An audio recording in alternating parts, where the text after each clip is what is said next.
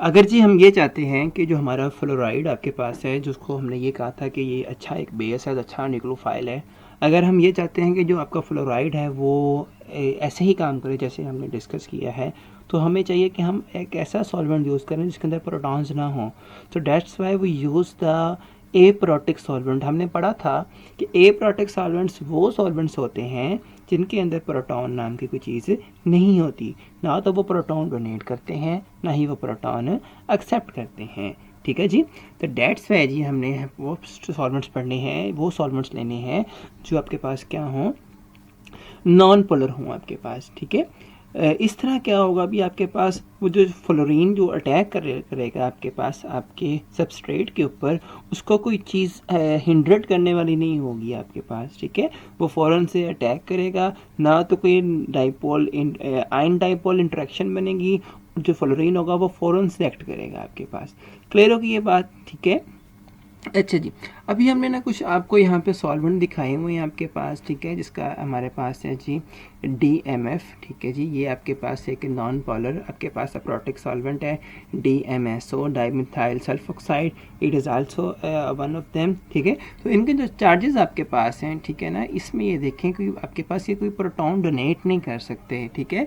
ये है partial negative partial positive charges आपके पास हैं, जो आपके जो आपके पास इंटरमीडिएट स्टेट बनती है, जिसे हम ट्रांजिशन स्टेट कहते हैं, ये उसको सपोर्ट करते हैं। ठीक है। मगर ये आपके न्यूक्लियोफाइल को कुछ नहीं कहेंगे आपके पास। ठीक है जी।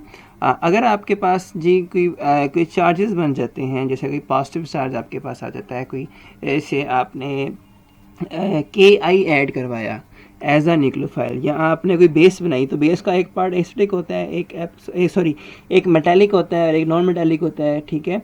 बेस के हिस्से के अंदर आपके पास NaOH आपके पास है, आपने जी NaF ऐड किया, तो जो आपके पास पॉजिटिव पॉइंट होगा कि उसको क्या करेंगे, अपने आप को सपोर्ट करेंगे आपके पास। ठीक है। DMSO can solvate cation better than it can solvate an anion. ठीक है। कि उसको क्या करेंगे आपके पास कि टाइम को बेटर वे में आपके पास क्या करेंगे, अट्रैक्ट करेंगे। देखें जितना कि टाइम स्टेबल होगा उतना ही आपके पास रिएक्शन फॉरवर्ड मूव कर देगा आपके पास। इसमें कोई आपके पास हाइड्रोजन नहीं है। हाँ, ठीक है ना। प्रोटिक सॉल्वेंट में जो हाइड्रोजन होता है वो क्या करता है, न्यूक्लियोफाइल के साथ बाइंड हो जाता है, न्यूक्लियोफाइल बाइंड हो जाएगा और न्यूक्लियोफाइल अटैक नहीं कर सकेगा आपके पास। मगर प्रोटिक सॉल्वेंट के अंदर क्या होता है, वो आयन को सपोर्ट करते हैं आपके पास, वो ट्रांजिशन स्टेट को सपोर्ट करते हैं, जिसकी वजह से आपका रिएक्शन कैरिड आउट हो जाता है आपके पास। क्लियर होगी ये बात जी? दोनों के अंदर आपके पास फर्क नजर आ। अच्छा जी। अब सारा ना उसको वाइंड अप किया हुआ है आपके पास इस वाली स्लाइड के अंदर। ठीक है। कि solvents date can form hydrogen bond slow SN2 reaction by associating with the reactant. So we require energy to break the hydrogen bond interaction between the reactant and the solvent. Clear होगी ये बात? आगे polar aprotic solvents अगर हम लेते हैं जिसके अंदर आपके पास NH नहीं है, कोई OH नहीं है, SH नहीं है, ठीक है जी, form weaker interaction with substrate, कि सबस्ट्रेट से वीकर इंट्रैक्शन बनाएंगे बट डिजॉल्व साल्ट, मगर साल्ट को क्या कर लेंगे, डिजॉल्व कर लेंगे। जैसे हमने ये भी पढ़ा कि उसने K पॉजिटिव को अपने अंदर डिजॉल्व कर लिया। And permit faster SN2 reaction, उनका जो SN2 रिएक्शन होगा वो क्या होगा, फास्टर होगा आपके पास। ठीक है। ये नीचे एक सीरीज दिखाई गई है आपके पास जिसकी सॉल्वेंट रिएक्टिविटी को बताती है। तो हम सिंपल ये कह सकते हैं, in case of SN2 aprotic solvents reaction का रेट बढ़ा देते हैं और आपके पास जो प्रोटिक सॉल्वेंट है वो रिएक्शन का रेट डिक्रीज कर देते हैं। क्लियर होगी ये बात जी? आई होप कि अब आपको समझ आ गया होगा। नेक्स्ट मूव करते हैं। अगर नहीं आया तो मुझसे क्वेश्चन कर सकते हैं बहुत ईजीली। अच्छा जी। अब बात आ गई जी स्टेरिक इफेक्ट की। स्टेरिक इफेक्ट कहते हैं आपके पास एक बल्कीनेस होना। ठीक है। एक बहुत आपके पास बल्कीनेस है, आपके पास आपके पीछे एक बहुत बड़ा झाड़ियाँ सी बनी हुई हैं आपके पास। जैसे ये देखें, ये कार्बन है, यहाँ पे भी कार्बन लगा हुआ है, यहाँ पे भी कार्बन लगा हुआ है, यहाँ पे भी कार्बन लगा हुआ है। तो ये आपके पास इनकी बल्कीनेस ज़्यादा हो गई है आपके पास। ठीक है। अब जी इन केस के अंदर ये जो आपके पास कार्बन होता है CH3, ठीक है, अगर आपने ऑर्गेनिक केमिस्ट्री के कुछ रूल्स पढ़े हों, ठीक है, जिसे हम आपके पास इंडक्टिव इफेक्ट कहते हैं, तो CH3 का इंडक्टिव इफेक्ट पॉजिटिव होता है, ये इलेक्ट्रॉन आगे थ्रो करता है। जब ये इलेक्ट्रॉन आगे थ्रो करेगा इट्स मीन डैट इसके पास इलेक्ट्रॉन आएंगे और ये अच्छा बेस बन जाएगा। बेस वो होती है जो इलेक्ट्रॉन आगे फेंक सके आपके पास, जो इलेक्ट्रॉन डोनेट कर सके। इस केस में ऐसा कोई सिस्टम आपके पास नहीं है, ठीक है, तो ये भी एक इफेक्ट आपके पास है। तो ये स्ट्रॉन्गर बेस है, ये वीकर बेस है, लेकिन इनके अंदर जो अच्छा न्यूक्लियोफाइल है वो ये वाला है। Ethoxide is a good nucleophile as compare to the tertiary butoxide. क्यों? क्योंकि देखिए ये लीनियर है, ठीक है, ये इजीली अटैक कर सकता है। इसका जो बल्कि पार्ट आपके पास है इसको पुअर न्यूक्लियोफाइल बना देता है आपके पास। तो जितना न्यूक्लियोफाइल के ऊपर स्टेरिक हिंड्रेंस ज़्यादा होगी, ठीक है, उतना ही वो वीक आपके पास न्यूक्लियोफाइल होगा। जितना आपके पास जो न्यूक्लियोफाइल आपके पास है वो लीनियर होगा, उसके अंदर स्टेरिक हिंड्रेंस कम होगी, वो अच्छा आपके पास न्यूक्लियोफाइल होगा।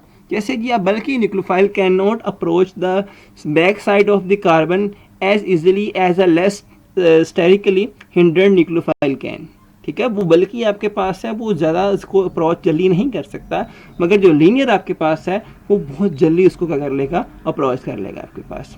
ये पॉइंट क्लियर हो गया आपके पास। न्यूक्लियोफाइल का लीनियर होना चाहिए। अगर न्यूक्लियोफाइल बल्कि होगा तो SN2 का रेट कम हो जाएगा। अगर न्यूक्लियोफाइल आपके पास नॉन स्टेरिक है, नॉन हिंड्रेड आपके पास है, तो वो इजीली अटैक करेगा और SN2 का रेट भी क्या हो जाएगा, ज़्यादा हो जाएगा। ठीक है जी, नेक्स्ट मूव करें। अच्छा जी, यहाँ पे एक बात आती है कि जैसे आपने रिएक्शन करवाया, आपके पास सबस्ट्रेट था, न्यूक्लियोफाइल ने इसके ऊपर अटैक किया, लिविंग ग्रुप निकल गया, क्या ये क्लोरीन दोबारा वापस अटैक कर सकता है OH के ऊपर? क्या ये रिएक्शन रिवर्सिबल जा सकता है? ठीक है, तो ये अभी हमने पढ़ना है। उसके अलावा ये कुछ आपके पास रिएक्शंस दिए गए हैं आपके पास, जो हम सब्स्टिट्यूशन रिएक्शन से हम ये चीज़ें परफॉर्म कर सकते हैं, बना सकते हैं। ठीक है, we can produce alcohol, we can produce thiol ether, thio ether, primary amine, alkyne, nitrile. तो these are all the reaction of the SN2। ठीक है, इनको भी आपने लाजमी करना है। ठीक है, ये भी जब आपका मैं क्वेश्चन लूँगा इसके बाद, तो आपको उसके अंदर ये ऐसे क्वेश्चन मैं दूँगा लाजमी। ओके जी, अब जो हमारा मेन कंसर्न पॉइंट वो ये है आपके पास कि भाई ये इसके ऊपर अटैक कर रहा है न्यूक्लियोफाइल के ऊपर, ये रिएक्शन रिवर्स ही नहीं जा रहा, why it they can not go for reversible reaction. अच्छा जी, अगर हम दोनों की स्ट्रेंथ को कंपेयर करें, HCl की एंड वाटर की, HCl is a strong acid, HCl एक स्ट्रॉन्ग एसिड है, तो उसका जो आपके पास बेस होगा वो वीक होगा। हमने ये बातें पढ़ी हैं, कॉमन सी बातें हैं जनरल केमिस्ट्री के अंदर कि भाई जिसका एसिड स्ट्रॉन्गर होता है उसका कॉन्जुगेट बेस क्या होता है, वीक होता है। तो Cl आपके पास क्या बनेगा, एक वीक बेस बनेगा। ठीक है, और उसके कंपेयर में आपके पास H2O, जो चीज़ वीक बेस होती है वो न्यूक्लियोफाइल भी वीक ही होती है आपके पास। ठीक है, HCl is a much stronger acid than H2O। Means क्या हुआ कि CH की जो वीकर बेस है as compare to OH negative. Remember ये बात याद रखना, stronger the acid weaker its conjugate base. बहुत इजी वे में लिख रही है आपके पास। तो वीकर बेस होगी तो that's why it is the better leaving group. वो लिविंग ग्रुप बेटर होगा मगर अटैकिंग ग्रुप बेटर नहीं होगा। कंसिक्वेंटली आपके पास जो OH नेगेटिव है he can displace Cl negative for the forward reaction, but Cl negative can not displace OH negative for the reverse reaction. बेटा ये बात क्लियर होगी। हाँ, कुछ रिएक्शन रिवर्सिबल होते हैं जो हमने यहाँ पे दिखाए हुए हैं आपके पास। कहते हैं अगर आपके पास लिविंग ग्रुप और अटैकिंग ग्रुप की जो आपके पास बेसिसिटी की वैल्यू आपके पास है वो आपस में पास पास हों, ठीक है, यहाँ पे उसने pKa वैल्यू दिखाई हुई है HBr की और HI की, दोनों की वैल्यूज बहुत पास पास है, -9 एंड -10। ठीक है, तो ये जो रिएक्शन होगा आपके पास ये रिवर्सिबल हो सकता है आपके पास। मगर जब आपके पास वैल्यूज में डिफरेंट आ जाए, जैसे HCl बहुत स्ट्रॉन्गर एसिड है, H2O वीक एसिड आपके पास कह सकते हैं। अगर उनका कंपैरिजन कर रहे हैं आपके पास तो HCl की बात के अंदर जी HCl क्या होगा आपके पास, वीक बेस बनाएगा, मगर H2O का जो बेस होगा वो स्ट्रॉन्गर होगा। OH नेगेटिव स्ट्रॉन्गर बेस है, वो स्ट्रॉन्गर न्यूक्लियोफाइल है। ठीक है, तो डेट्स वाई वो Cl को नॉकआउट कर सकता है। ओके जी।